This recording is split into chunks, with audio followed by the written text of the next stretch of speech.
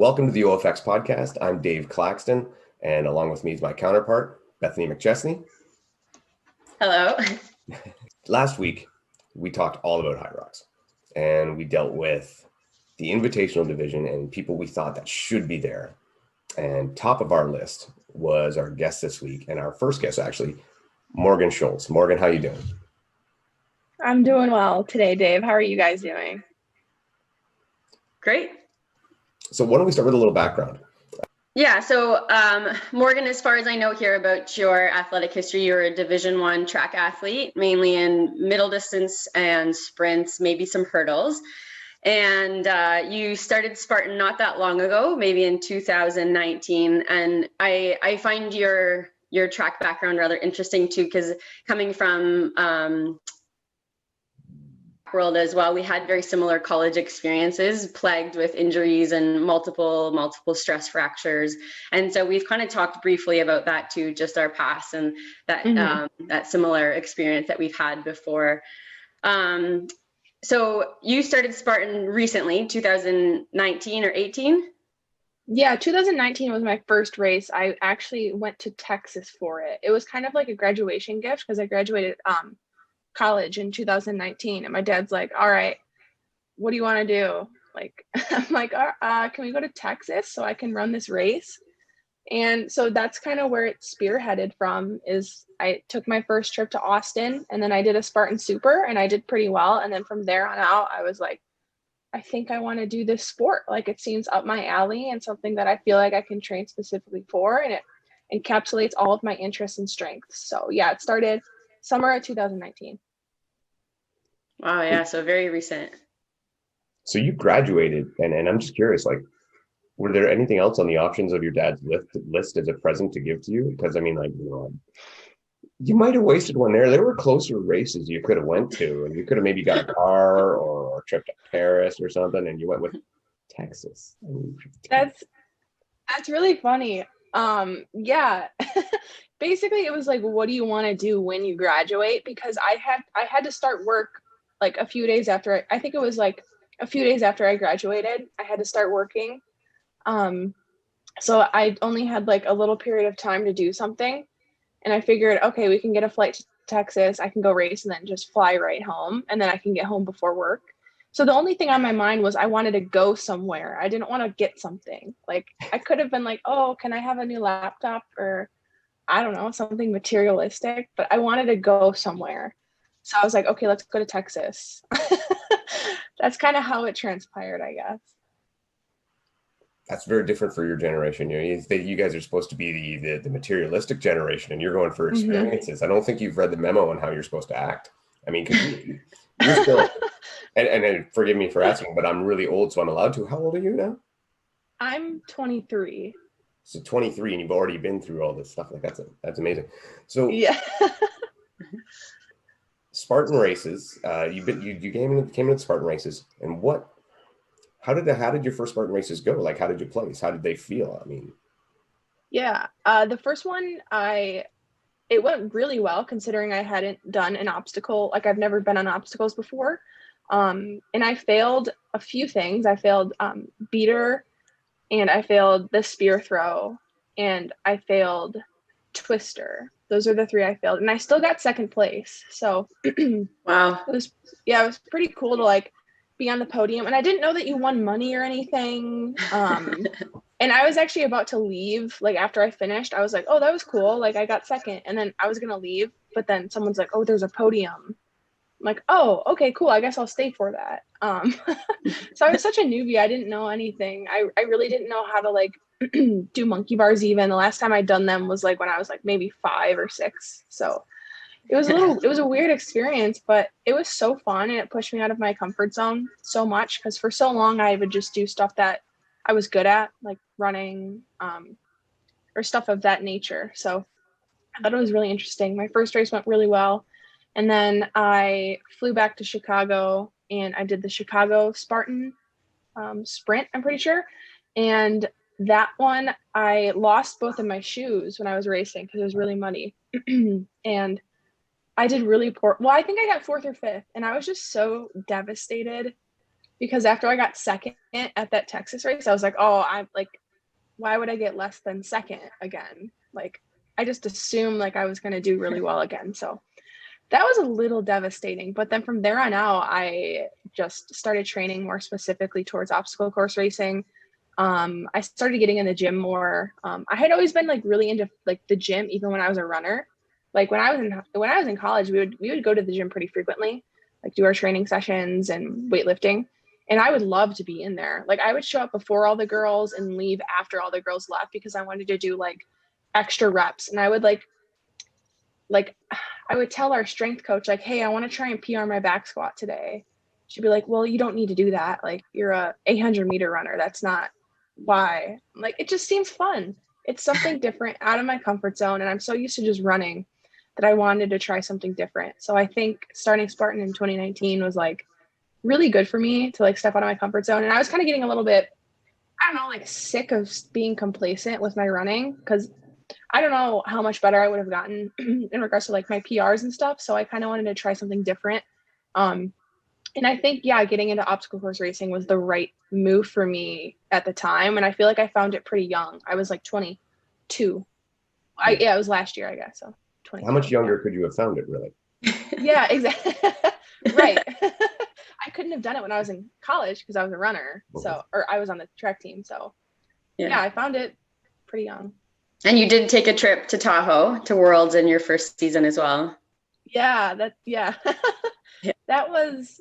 We met in medical. We met in the medical tent. That was really not what I thought it was going to be. I loved Tahoe, like so beautiful, like such an awesome place. And I really want to go back. I don't know if I want to go back and race there again, but I really want to go back and like see it because I don't think I got to like experience Tahoe. I had to experience getting like hypothermic, basically running a race that I couldn't even breathe. Like I was so bad at the altitude. I don't know how people do it. Like can come from sea level and go race on altitude. Like I don't get it, but it did not work for me. So that was a pretty rough experience, but I mean, at least I got to see a part of the country I'd never been to before. So that's a positive. Yeah, that's good. You can take a positive from that. Mm-hmm. Yeah. Tahoe is probably a whole other talk anyways. That's true. We could do like an hour podcast just on like Tahoe and all what the stuff going on in with 2019. Yeah. Right. I've heard a few stories. I'm glad I wasn't there. Yeah, it was brutal. It's so beautiful though. Like I remember when I flew into the Reno airport, and then we drove from Reno to North Lake Tahoe, and we stopped in this town called Truckee, and I'll like never forget it. It was so beautiful. I'm like, okay, when I got home, I told my parents, I'm like, I'm gonna move to Truckee, California. They're like, okay, well, do you have the money for it? Not yet. Yeah. All right, so we're going to transition here to the real topic here of this podcast. So the Dallas Hyrox Invitational Heat. We saw the lists that were given out for the women and the men that were in this Invitational Heat, which is separate from the Pro Heat, which normally happens. And as soon as I saw this list, my first thought was, where's Morgan on this list? I raced you in Chicago. You were fourth in Chicago. I knew you were second in New York. You'd had one of the fastest times yet in all of Hyrox competitions. And to me, the list didn't make sense with you not on it. And I messaged you pretty quickly after, and we had a discussion about kind of our feelings about that. So how did you feel when you saw that list come out first?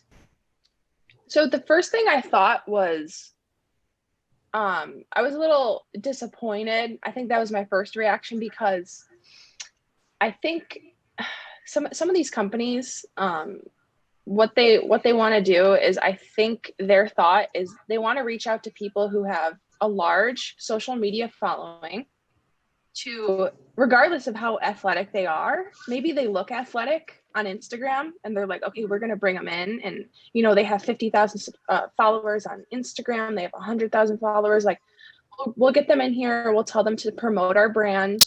and we'll get them in this invitational wave. And this is the wave that we're going to be promoting the most. Like, I know there's a professional wave that you can go to, and I can go down and maybe win like $500 or $1,000, whatever, maybe just enough to cover my travel.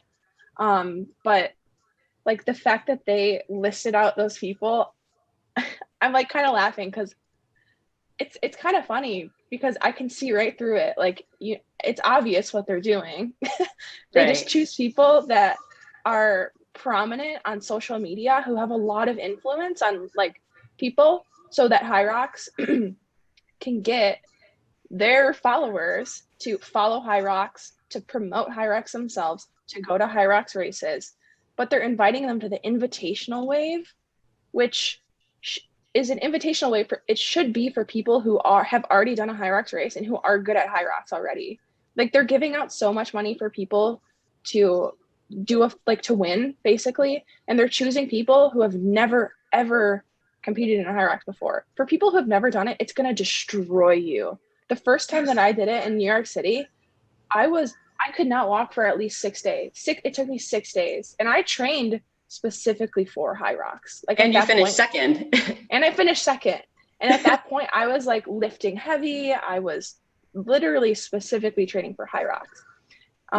So the fact that, I don't know, they choose people that have never done it, that are obviously chosen because they have a social media following or they know the right people to get in, basically, is what they're doing. And you can see right through that. And like, I don't know, it's kind of a shame. And I didn't think Hyrox would do something like that. I don't know. Like, I feel like I know a lot of the people in the company, and they're really And you're nice. an ambassador, a Hyrox ambassador, right? Yeah, exactly. So I thought I would have some sort of, I don't know, like leverage to get myself, not that I even needed it, because I had the ninth, like in 2019, I think I ran the 9th fastest time in the world, like for Hyrox. And it's not subjective. It's an objective event. Everyone does the same exact thing every single time. Like, it's not a Spartan race where you can say, oh, this person's probably the fastest. Yeah, courses are different, and they work to different people's strengths or weaknesses based on the course. Exactly. Like, this is very, very objective. Like, I literally don't know how much more objective you could get, because they're doing the same exact events at every location. So the fact that I actually heard before the event came out from someone that Hyrox was doing an invitational, and I was like, oh, that'll be fun. Like, I'll guide my training specifically to be ready for Dallas at the end of February. So this was a few weeks before they even announced it. And I just assumed I was going to be invited. And I don't know if that was a wrong assumption, just because I was the top 10. I had the top 10 fastest time in the world. Like, I'm like, okay, that would just make sense. They would invite if they're inviting 10 people, wouldn't you think they would at least first ask the top 10 people who ran the fastest times, hey, do you want to come? Do you want to come and fight for this money? But I didn't even hear anything. So I reached out to the guy who I guess is the new guy, Eric Botsford. Yeah, I reached out to him. I'm like, hey, I'm just wondering when are you going to reach out to people who are going to potentially be invited? Like, I'm wondering if like I should be waiting for something, or, did you already send out the invitations? Just like inquisitive, just asking. And I didn't receive a response. So that was a little disappointing. The fact that they just kind of left me on red.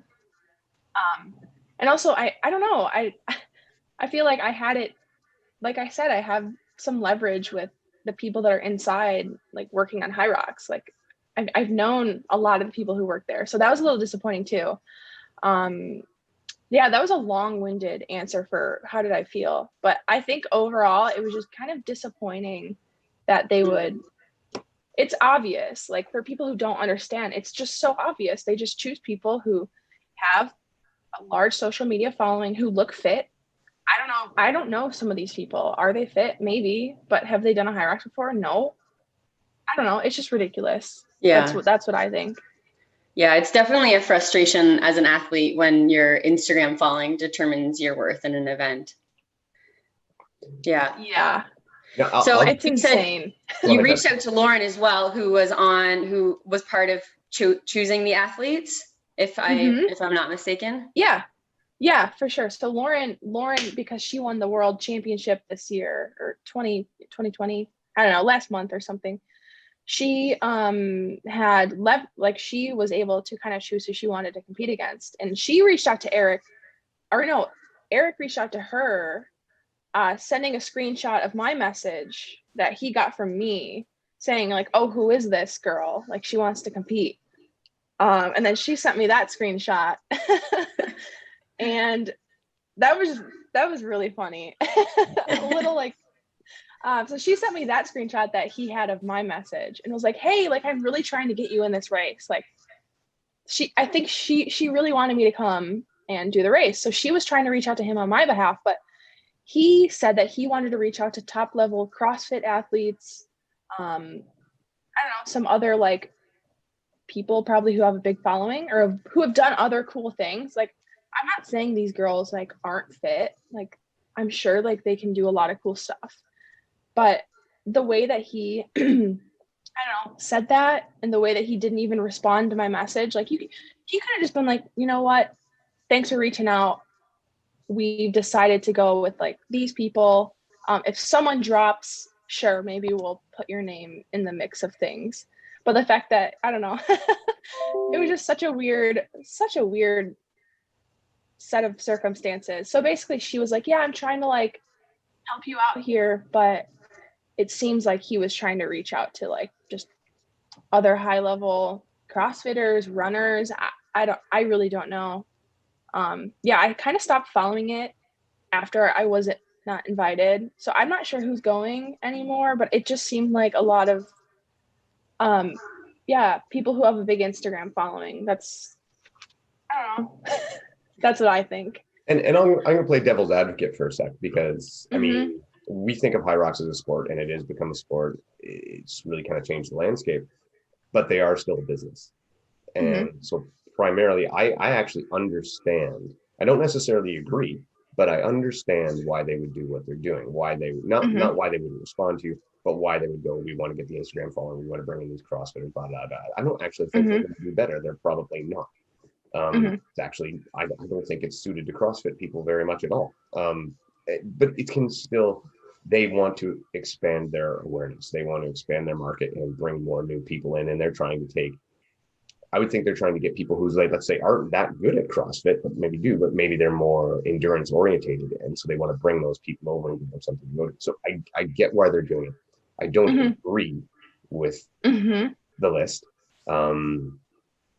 That's my personal opinion. So if the goal was then to bring attention to the sport, you could still do this in a different way where athletes like Morgan who deserve to be there could still be there. Let's say you have your invitational wave with, like what Morgan said, everyone who's raced a Hyrox, you invite all your top 10, and then you have a wave of athletes who've never raced it, but they're going to bring attention to the sport, like those CrossFit athletes who might be able to do a Hyrox well, or the people with the big Instagram followings who might be a little bit more entertaining. You can still, a lot of these people realistically aren't going to come unless there's money on the table. So you can say, if you can still come in the top 3 time overall, then you're still eligible for the prize money. But this invitational heat is still going to go to those athletes who've earned their spot based on previous times and performances.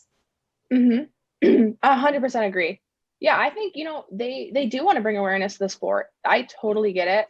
But the fact that they take all those slots for people who haven't done a Hyrox before, they should have an extra wave. Like, have a wave for the influencers and the good CrossFit athletes, and then have the wave for people who have done it and who deserve to like be in the top 10 fighting for a spot. That's 100% what I think. It would be more entertaining to me to have all you guys who've done Hyrox and you're all in a similar time bracket with your performances, all battling it out for that top position than someone who this is their first time, or this is just really not their sport, but they're there because of their influence and they're just falling off the back anyways. Yeah, exactly. I think it'd be way more entertaining on their behalf if they invited people who are actually have competed in it and who can keep up with the top girls. Like, the top 10 should be people who have done it and who can actually make the race really interesting. Like, I think they could get really good content to publish if they had people who have done it before. Like, I can't imagine some of the girls who have never done a Hyrox or touched a heavy sled to be keeping up with Lauren or Faye or someone else who's actually done it before and competed. So they would get a really, really awesome race if they invited like the top 10 fastest people. And then they do have another wave of the influencers, the CrossFit athletes who can still compete for the money, but they would have two very interesting races to follow, like the invitational, which would be super competitive. They'll get a lot of good content and information, and then the influencer wave, or whatever they call it, where they can still get good content. Yeah, the influencer wave. They can get good content. They can do those cool stories like, hey, I'm this person. I'm really cool in CrossFit. Like, I don't know. I think they could have set it up better. I think that's the main thing, is I think they failed in that regard. I agree. And the influencer wave would be very cool. I would actually, because I said this before, I think of Grant McCartney, and Grant is super entertaining, one of the coolest guys you ever see. I love watching everything he does, but he doesn't have a hope in hell in doing well. And it's like, he's going to do good. He's going to finish. He's going to push hard. He's training very hard, but he's not going to keep up with the big dogs, right?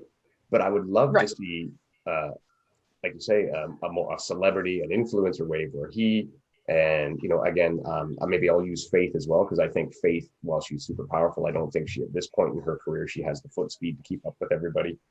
No matter how fast she can push that and pull that sled, I don't think it'll make up the foot speed difference.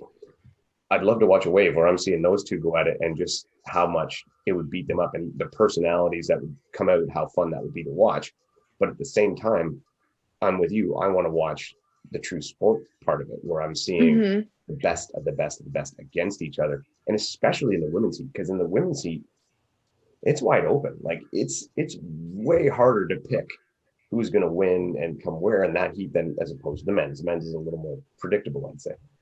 But I would love to see that, and I think you're exactly right. I think the invitational wave almost should have been, and I'm going to be fast and loose with Hyrox's money, a paid appearance, so that it doesn't matter how they do. Whereas the pro, I'm a legitimate athlete, not that they're not legitimate athletes, but I'm a legitimate Hyrox athlete. They're competing for, the prize purse. Coming out that way. That's what I would definitely like to have seen. Yeah. And I agree with you guys on that. I think that's what they should have done. And maybe they'll learn from this based on like the outlash that they've had, at least from people. Because I was okay with coming out publicly saying like, hey, this is kind of BS.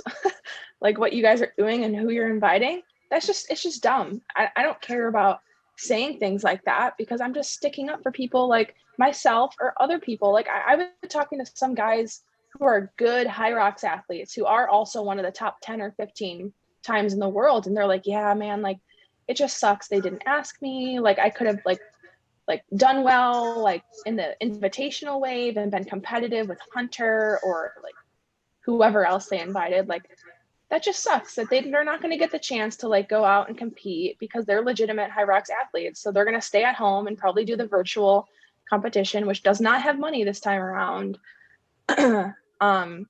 Yeah, so it's just a shame. So maybe they'll learn, and maybe they won't even do this ever again.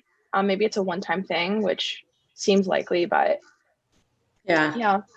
So let's talk then too about how you did come out a little bit, I think very calmly, about your frustrations about this whole situation and how that was handled a little bit in the media. So as far as I know, you did send your emails and you had conversations kind of behind and out of the world of social media, but you made a comment on a feed where the list was released, and it was just very honest. Hey, just curious about this list, why some of these girls haven't raced Hyrox, not upset, just a little bit salty about it. And there was backlash against you about that as well. And I believe you were called unprofessional for making that comment on social media. Meanwhile, on the same hand, another athlete, a male athlete, who was also frustrated he was left off the list. Now, mind you, hasn't raced Hyrox before, just thinks he deserves a place in this heat. And I'm not saying he doesn't, but he was extremely vocal about it, and in a much more aggressive form, and on a podcast even so much as said, I would love to put my foot down on Hunter's throat. Now, let's just say, Morgan, you said those words about Lauren how that would have been responded to. All you said was a little bit salty about this, and Morgan's so unprofessional for saying that. Meanwhile, someone else could say this, and they're almost applauded, and his petition to get in might even be approved. He might even get in it, by the way it's right. Isn't that such a weird double standard that we have? Like, all I did was Matt B. Davis posted a photo, and it had the list of the girls that were going to be invited. And all I said was, you know, it's disappointing that they decided to choose people who have never ran a Hyrox before over people who have spent a lot of time and money going and competing and have one of the top 10 fastest times. That's what I said. I don't know what was unprofessional about it. I just spoke what I thought was right. And I know a lot of people agreed with me based on the amount of messages, private messages I had, comments I had on the post. Yeah. And then I immediately see, like, the next morning or a few hours later, Matt posts a YouTube video with Hunter, and it had something, the title was like, you know, the Dallas Invitational. I'm like, okay, they're going to talk about who's invited. And then I click on it, and the first few minutes, they bring up my name. I'm like, what do you mean? And then they start talking about what I said, how unprofessional it was, how, you know, you need to like take these issues you have privately. Like, you don't need to be lashing out on social media. You know, that's not professional. I'm like, are you kidding me? Like, what I said was unprofessional, all the stuff that like every athlete who ever speaks their mind is unprofessional. Like, that didn't make any sense with me. But for some reason, that like really made me feel bad. Like, the fact that they said that on a public platform, I'm like, oh my gosh, like, now does everyone think I'm an unprofessional person? Yeah. Should I delete the comment? Like, oh, people are going to think differently of me now, because Matt has a huge following, like tons of people follow him. If he says something like, oh, she's unprofessional, then are other people going to think I'm unprofessional and not take me seriously, or think I'm like a crybaby? So that made me feel really awful. Well, and I messaged you right after I saw that, and I said, don't feel bad about what you said. That was not, it's a double standard. It is a double standard, right? Because then literally, I swear, the next day, maybe a few days later, then David Magida, he has his own podcast segment with Matt about how, oh, you know, I should be invited to this. And then, but like the fact that Matt brought him on to complain, but then shunned me for saying a few sentences about why I should be there. Oh my gosh, like, what a double standard that is. Like, it's just insane. Like he brought David on to complain and say that he could step on Hunter's throat on this and he could kick his ass, like all this stuff, where all I said was a sentence on social media about how it's, you know, it doesn't seem fair in my opinion. But then I'm an unprofessional, and David is some guy who we should hashtag let David into the Hyrox games. Like, what the heck? That's how I feel about that. It was just ridiculous. I didn't even know what to do or say after that. But then I got a DM from Matt saying like, hey, like, we talked about you today, like, no hard feelings. Okay. What, no hard feelings? Well, why did you even bring me up in the first place? Like, we should have just had, like, isn't that him being unprofessional, bringing my name in that like level of, I don't know, where you have to say I'm unprofessional when you could have just reached out to me and said, hey, what are your issues? Like, or did you send an email? Because like that would be, they said she should have sent an email, done this in private, which you did all those things.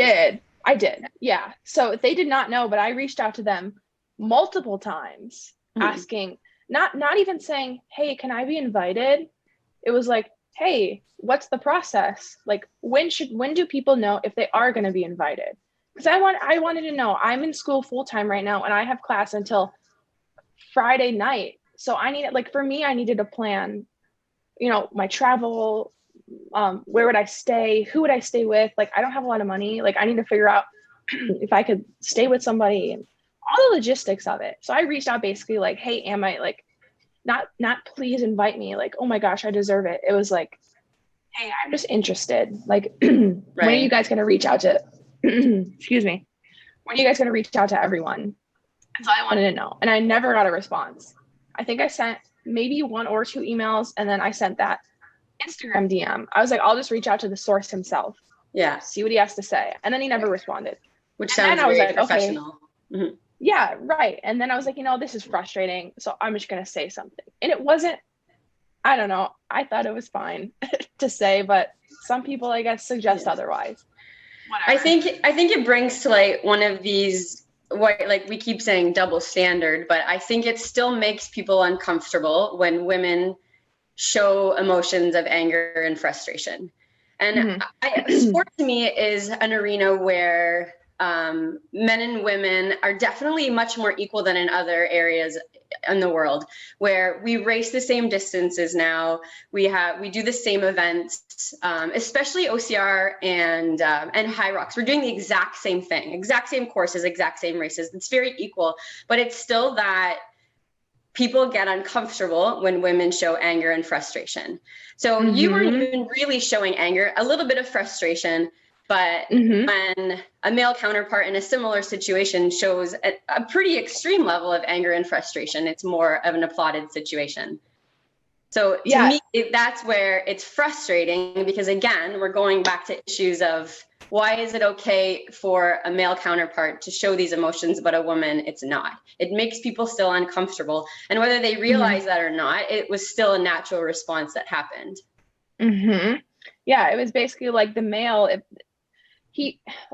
when the male does something like that, it's like he's on a pedestal, like, oh, look, like he's lashing out. Like, let's see this, like, let's see this happen. Like, let's get David there. Like, this is like, but when a female does it, like, they're totally shunned. Like, oh, a girl should not should not say that or do that. Like, she should be like more behind the scenes and like submissive. Like, she shouldn't be like lashing out, like stating her feelings on the internet. Like, what a double standard that is. And like, that was so evident, especially after you reached out to me and said, like, that's just ridiculous. I didn't even think about that, but I'm like, it so is. It so is. And when people see, like, that's what makes other people not want to ever reach out and like state their feelings, is like when someone like me like says something and I get like shunned or I'm unprofessional, then why would someone else want to do or say the same thing?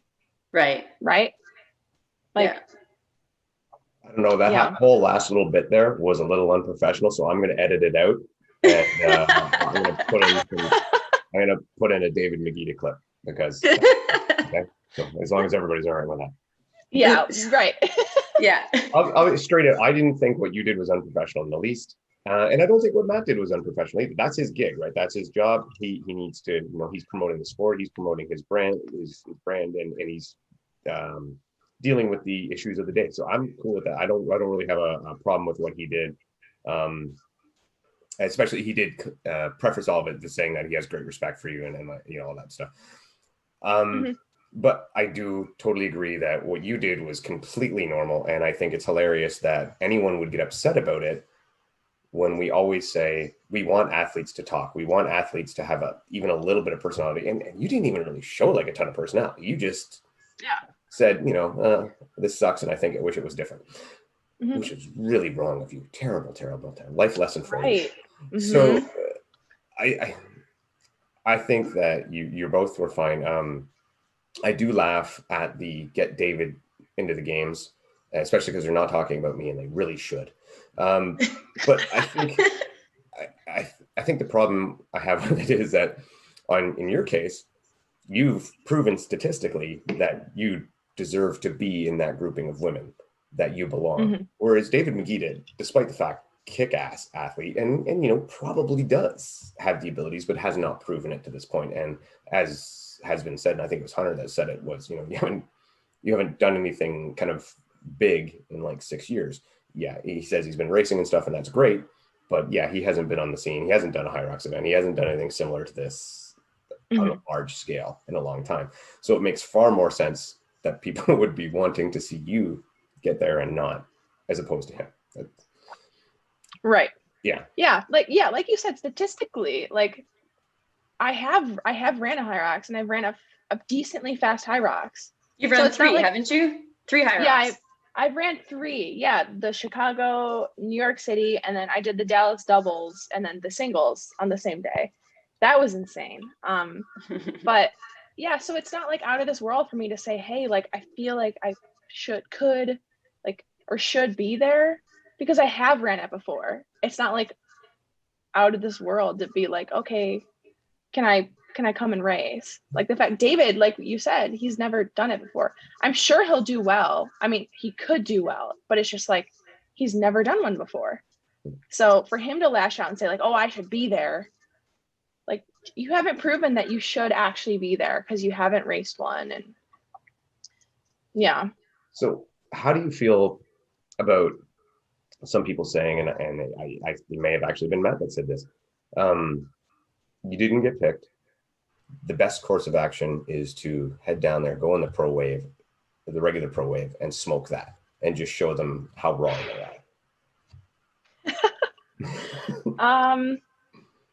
Well, I'm not. I'm not going to go down there for the pro wave. So, what do I think? I think I get where he's coming from. Like if I do go down to the pro wave and I kick butt, you can say ass. It's okay. I kick some ass. I never know what podcast if they're okay with. You're 23 now. It's okay. You're allowed. Okay.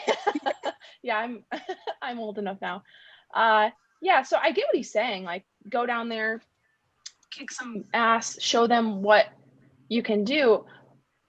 I think that kind of sucks because I feel like I already have shown them that I am pretty good at Hyrox. So for him to be like, oh, you should just go to the pro wave and win that. Well, okay, like I could go and win that, and then what? What does that prove? Like I've already done a lot of Hyroxes before. It proves again that you deserve to be in that heat again. Exactly. So that doesn't make sense for me to go down there, potentially win, maybe take home $1,000, which probably would maybe cover the amount of money it would cost for me to go down there. Skip class. Like, I don't know. It does not make sense for me to just win and been like, oh yeah, I should have been in the invitational wave, but I wasn't. Oh, well, like what? I don't know what the purpose of that would be. Just besides getting jealous, watching the invitational wave go and say, oh, dang, I could have gotten X place if I would have raced against Lauren or whoever else is going to be there. Like, I don't know. I know what he was trying to say. Like, yeah. But I think his comment makes more sense for someone who hasn't raced Hyrox before. Like you're saying, like, yeah, David, so Majida does need to prove himself. So you do have to go race a Hyrox. That's fair. Right. But I think what your point is, you're right. You've done this before. You've done it 3 times. So you don't need to prove again that you're amazing at this sport. Right. Yeah, that would be something I think he should have recommended to David. Go, if you're not going to be in the invitational, go to the pro wave, kick some serious ass, show them like, hey, you're a competitive Hyrox athlete. And then maybe if they do something like this in the future, like you'll be on their radar. I think that's what David should do in his situation. Cause I feel like, yeah, he could probably do really well based on like how I see him train and all this stuff. Like he seems like a very, very fit individual, but right. He's never done one before.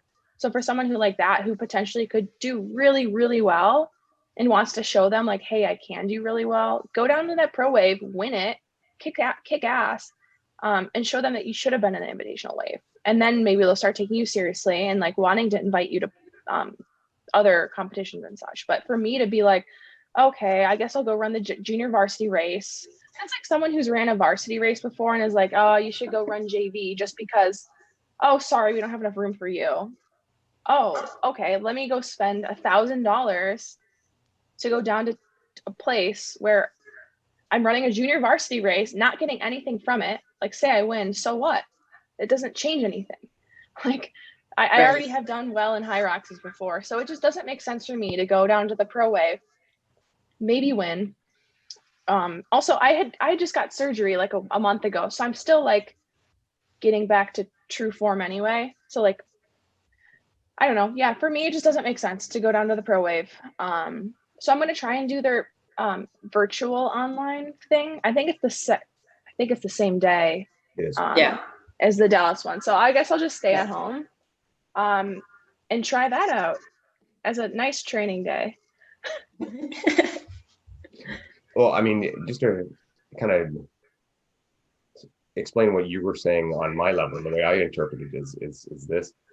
what they're suggesting you do is bet $1,000, your travel fee and everything. So bet $1,000 on yourself, and your reward, if you beat the field, is you get to break even. Mm-hmm. And exactly. And at the still same, you've already set your time. And that, like you've said before, Hyrox is a standardized event. You've set your time. Mm-hmm. We know what you can do. Mm-hmm. And so, I mean, just to further explain, like, essentially, you're no further ahead doing that. You just, exactly. you know, Mm-hmm. you can break even at best. Yeah, it wouldn't benefit me anyway to go down there, maybe break even at best, to not prove anything, because I've already raced Hyrox before multiple times. You So could yeah, get that's where I'm at. another shiny plaque like the one in the background there, though. You could have another one of those. Yeah. Yeah, I have my little virtual championships of fitness winner. I won my age division. I got 4th overall in the summer when they did that. So yeah, get another like thing I can hang up in my apartment. That's all. Spend $1,000 on a flag, basically. So how did you feel? And I actually want to ask both of you this. How do you both feel about, and if this was a pure celebrity invitational wave, I wouldn't care. This wouldn't even come to my attention. But since it is a competitive wave, essentially, a prize race, how do you feel about Hunter and Lauren both having such influence on picking their competition? Because to me, that seems a little bit off. I don't know. Morgan, you want to go on that first? Yeah. I think it's ridiculous. What kind of sport that wants to be taken seriously lets the people who are the best of the sport, they are. Lauren and Hunter right now are the best people in Hyrox.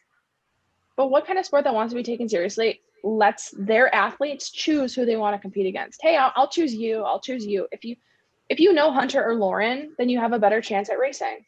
But you could be a phenomenal athlete, be one of the best at Hyrox, and not get chosen because you're not friends with them. Like, what, I just don't understand the rationale behind that. If I'm going back to it all the time, why don't you just, Hyrox is an objective event. Choose people who should deserve to be there to race against them. Like, there's a lot of people that have ran fast Hyrox times. So for them to be like, okay, the winners will just have you choose a bunch of people you want to compete against. Where's the fairness in that?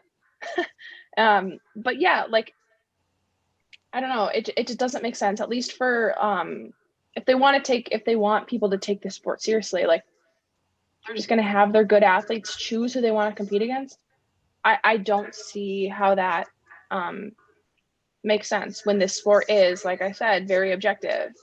If you're good, you run a fast time, you should be invited. If you're not good, you run slow, then you should not be invited to an invitational wave. I do not like that whatsoever. Yeah, I don't know where in any other sport I would imagine that people in the race themselves would get to choose who they race against in a legitimate competition. I don't know, and again, we don't know what happens behind closed doors, so we don't know for sure the influence they had. It sounds like maybe Lauren didn't have as much influence as maybe Hunter might have, because you said she was trying to vouch for you. Right. I don't know how much control they have, or whether like how much input they actually had, but it doesn't really make sense to me in the slightest that they would be on any committee that would decide who they get to race against. Because isn't that like conflict of interest? They're the ones racing. Why are you choosing who you are racing against? That doesn't make any sense whatsoever. It's just ridiculous. It's just weird. If you want to be a sport that's taken seriously, why would you ever do that? I just don't see where they were thinking that was okay. But like you said, we don't know what happens, I guess, behind closed doors. Like, yeah, that's true. We don't know how much influence Lauren had, because if she actually did have influence, she said that she was vouching for me to try and let me race. So obviously that didn't work. So yeah. I guess what we're saying is it would appear, because we don't see the inside workings, but it would appear unprofessional. There's that word again. Yeah, that's what it would appear. Pure unprofessional. Well, Morgan, for me, that's all I have. Bethany, do you have anything else you'd like Morgan to answer? No, that's great. Thank you for your honesty, Morgan. Thank you for being very open with us. Of course. I'm glad that I could come on and, let everything out. It was good. Good. For everybody that tuned in, thank you very much, and we'll see you next week.